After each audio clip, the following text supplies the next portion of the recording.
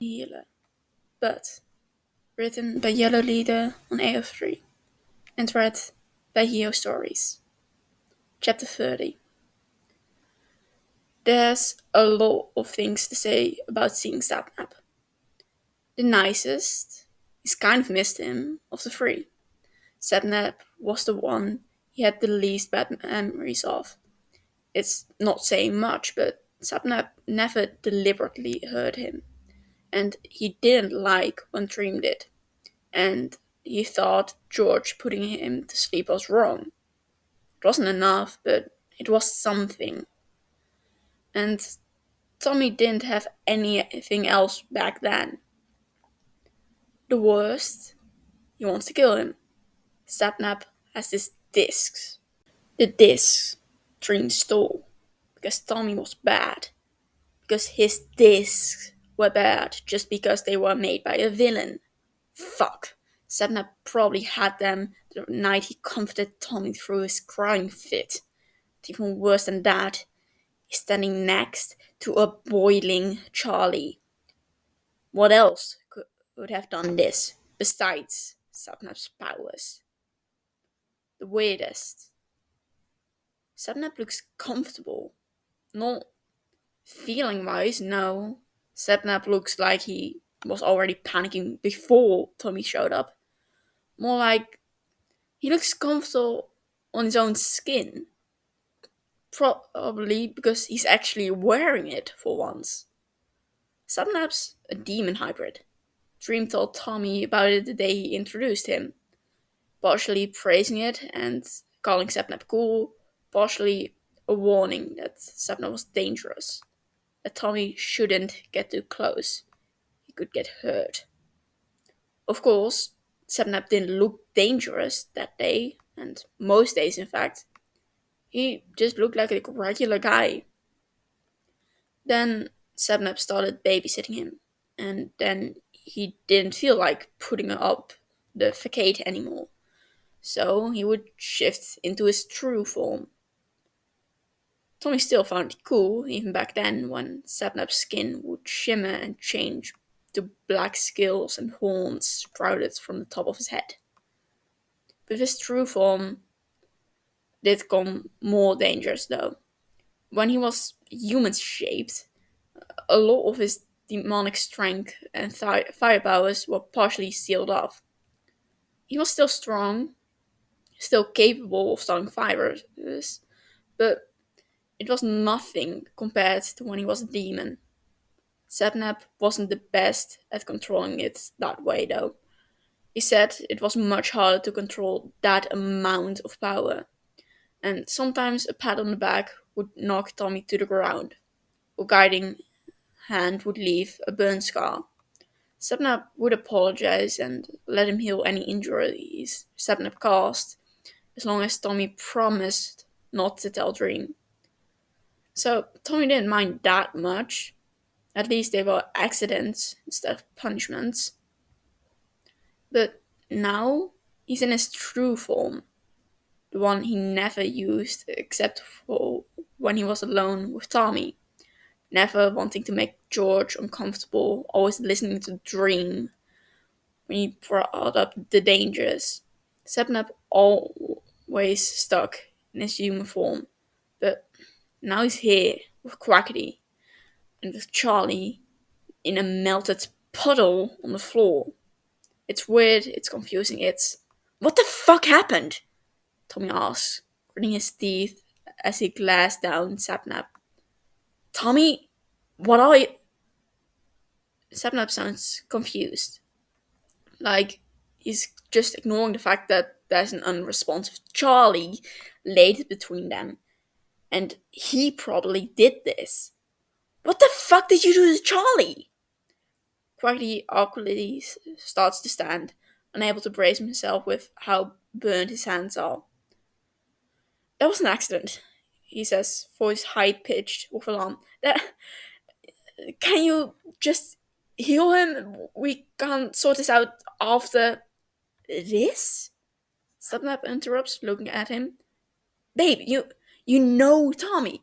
You knew I was looking for him, and you just let me wander? Oh, great. This is so much. And Tommy doesn't have the fucking time for it. He starts peeling off the jewelry on his hands and wrists. He doesn't want them to melt if he's about to try. He'll still bubbling slime and pushes them into Rambo's hands. Hold on to those. Rambo squeaks, but holds them close to his chest, and Tommy strides over to Charlie, ignoring the bickering couple above him as he kneels down, braces himself for pain before shoving his hand in Charlie's chest. It fucking burns, obviously. If he wasn't healing himself at the same time, he thinks his skin would might actually fucking melt off. Tommy gasps sharply for breath, but desperately tries to ignore it and clings to what he can feel of Charlie. It's not the same as healing a person. Not at all. Healing people is like feeling what's wrong and tugging on it until it fixes itself, pulling split skin together, reconnecting severed nerves, pushing all the illness in the body to one spot and then squishing it into nothing. But this is so disconnected. Like every inch of the slime is its own person. Tommy doesn't know where to start. He does anyway, trying to cool the heat like it's a thief, and it sort of works, but it only cools the sections he's actively touching. He has to move his arms through Charlie's body and start healing again, and again, and again. It's strangely tiring, but he isn't done yet. When the slime has cooled to almost room temperature, it's a start, but it's a worrying amount that has evaporated, boiled off. He doesn't know what to call it. Dehydration either way. Yes, and that's harder to fix than hunger, especially when he has to keep restarting his healing every time he touches a new bit of slime. Still, the puddle of Charlie starts to move a little when he's mostly rehydrated, and it gives Tommy hope when he pulls back, needing to catch his breath. He's dizzy, and Tubbo drops to his knees next to him, putting an arm around him and giving him some support to stay upright. Sapnap and Quackly are still fighting. You're the one who wants to stay out of Lasnavardis' business, Sapnap. You said to keep everything to myself, so you wouldn't have to risk of reporting it. You still could have said something when you knew I was looking for him specifically. Hell, you could have told me after I quit. And you could have told me how fucked up you all treated him. You saw what Tommy was like when he was there. When he was starved, and I wasn't able to help him with dream around. If he was here, I could have. Charlie sits up. Quackity from Las Nevadas.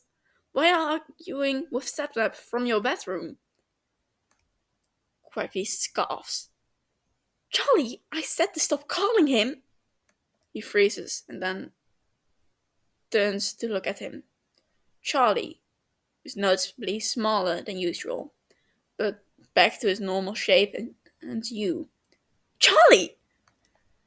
The fight already frozen. He immediately falls to the floor, wrapping his arms around Charlie in a hug. Not too tight, or he'd risk squishing him. Charlie beams and hugs Quackity right back. We're hugging! I thought you died! Quackity's breath hitches, catching on tears. Oh, silly! Quackity from Las Nevadas. I can't die. Except when I turn to dust, like people do. You are boiling, Charlie. I can't think when it's that hard, he says happily. I'm not a magma cube after all. Quackity pulls back to just stare at him for a moment in confusion and disbelief before letting his head drop. I'm not going to ask. I just happy you're okay, man. I'm happy you're happy. Sapnap hovers over them awkwardly. Charlie, I, I'm sorry about Sapnap quickly from Las Nevadas' bedroom should ask Bad Boy Halo. Sapnap flinched at the name. From the Badlands, from advice on not accidentally burning people with your hands. It would be very bad if you burned someone with less protective meat and bones than I have. That's not how humans work, Charlie, quickly mumbles tiredly. You can't be anywhere as tired as Tommy, though. He has to depend on Rambo and Bo's help to get to his feet. I I think you're all good, Tommy says. I don't know.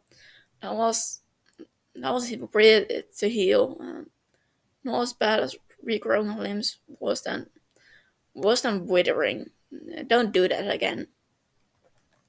Sapnap snaps his head over to look at him again. Tommy doesn't look back at him. Wait, Tommy! Ace, you owe me, Tommy says, right? Yeah, whatever you want, Quackly says, also ignoring Sapnap. I thank you so much. Sorry, I didn't want you to run into each other like this. If I knew you knew Rambo, I would have sent Sapnap away before I called. Sapnap lets out a surprised and upside noise. Whatever, Tommy says sharply. You can pay me back by getting my disc from this guy. It seems like you two are on good terms. You can figure it out between two, but I. Wait! Sapnap yells over him. Wait, Tommy, I've got them here. I mean, not here, but upstairs. I'll get them. Tommy looks at him, startled, and makes eye contact. Exactly what he was avoiding, but oh well. Sapnap looks almost frantic, even more so than when Tommy arrives to find him standing over what was basically a corpse. Tommy doesn't understand. You'll just give them back to me. Yeah, of course. I shouldn't even be your payment, they're yours. Well, that's bold to hear from Sapnap, So, what, we're just keeping them from me for fun? Sapnap shakes his head quickly. No, Dreamer, he was going to break them. I talked him down and got them, but break them? But they were collateral. Dream couldn't just break them. Not if he wanted to keep holding them over Tommy's head. Then again, Dream had so many other things he could hold over Tommy's head. Affection, praise, the positive reinforcement he was so desperate for. Dream is a symbol of the syndicate, of Wilbur, who kept eluding him. More importantly, something that Tommy cared about more than he cared about Dream. He hated Tommy's discs, and maybe if he broke them, he'd find some fucked up joy in manipulating Tommy with something that it didn't even exist anymore, and false promises of getting back the item he loved that he would never see again. Tommy wobbles, a miserable sound, and Quackity tenses. Sapnap just looks confused, but he takes a step back. I'll get them now. Just wait here for a minute. I'll be back in like 5 minutes. He runs through the door. Tommy shouldn't trust it, even if Sapnap suggested earlier that he quit being a hero. Even if he's apparently the fiancé that Tommy hadn't met yet. He shouldn't trust that Sapnap is just going to retrieve his disc. He's probably calling George, maybe the hero organization altogether, to turn him in. But the idea of getting his disc back safely, of being able to bring them home and keep them in his bedroom near his nest, he might actually cry tears of joy. He needs them. They're his. Tommy? Quickly asked. What are you? He's Navian, boss man. Tibor answers for him. He didn't know until recently, but yeah. Tommy keeps learning against him. Shit, Quackity murmurs. Tombo, how do you know? Rambo interrupts this time. Oh, it turned out Tommy and Tubbo were friends in the foster care. He's just happy to share something he remembers. The concept is still a novelty to him. And Tubbo was Tommy's first flock member. Quickly eyes him with confusion. Okay, you seem a little. Healed his brain damage, Tommy answers, and the circle is complete. Well, okay. Quickly sighs. That's a law. I'm glad you're doing okay with Syndicate. Yeah, it's good, he says awkwardly. It is. Tubbo's there. Rambo and Techno are there, but it's a little uncomfortable to meet the Quackity of all people. So, you and Satnap? That's complicated. Yeah, no shit. He's what? You and Cole's other fiance? Quackity winces and nods. And you kept me showing up here a secret from him. You helped Cole. I owed you more than just sending you off to the syndicate. Quackity stands up, Charlie following suit, though he's about half Quackity's length right now. Hopefully he'll make more slime somehow. Tommy isn't going to help with that. And Sapnap and I were having problems considering our professions. Do you have a hero kink or something? No, Quackity says immediately, though he's turning red. Turbo gags. No, I met him when they were off duty together. It was a coincidence.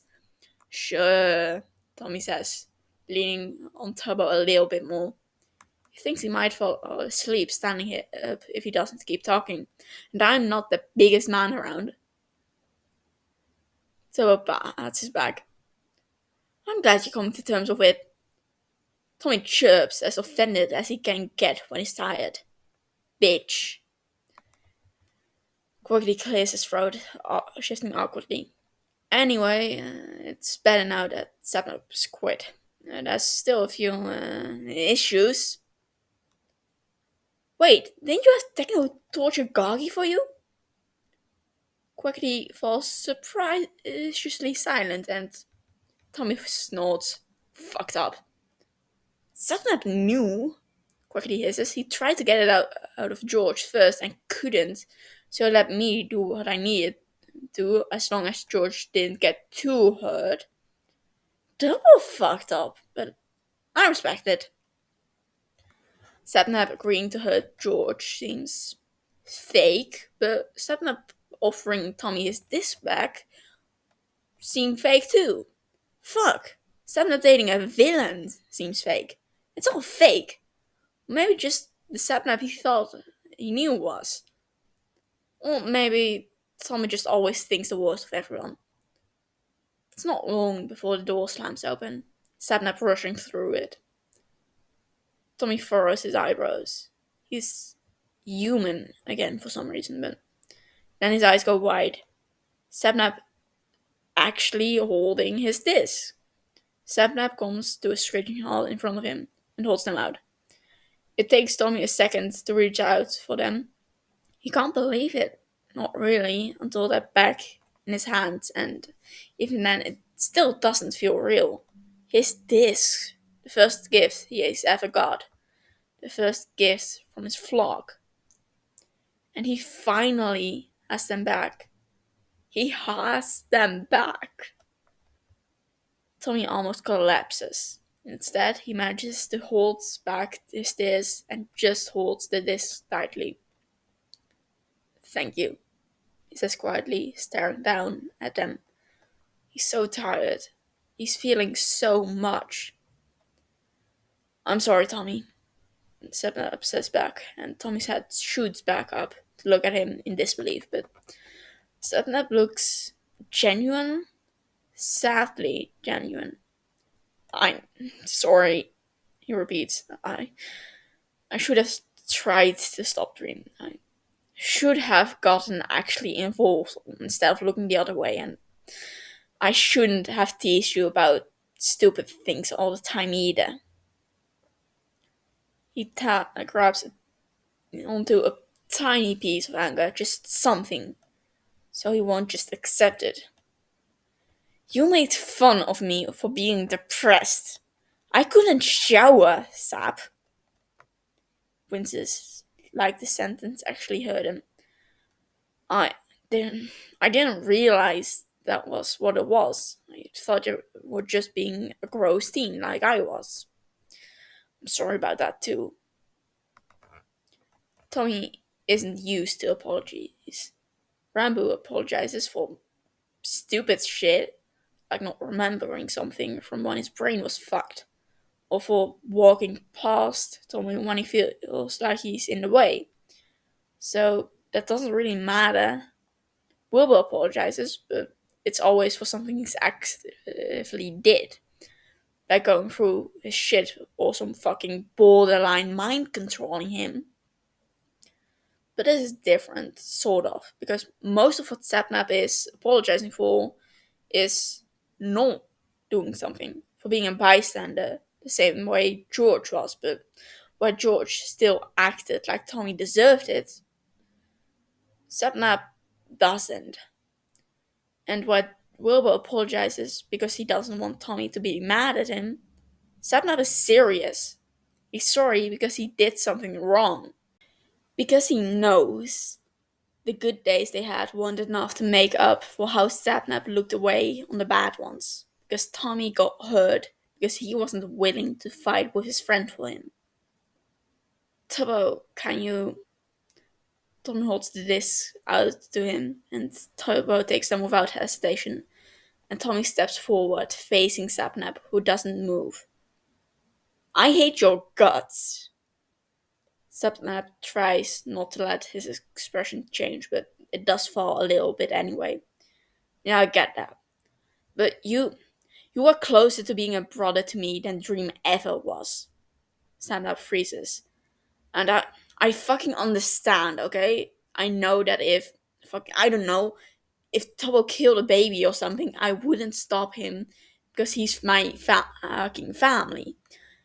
And I know Dream was basically yours. Even if he was shit.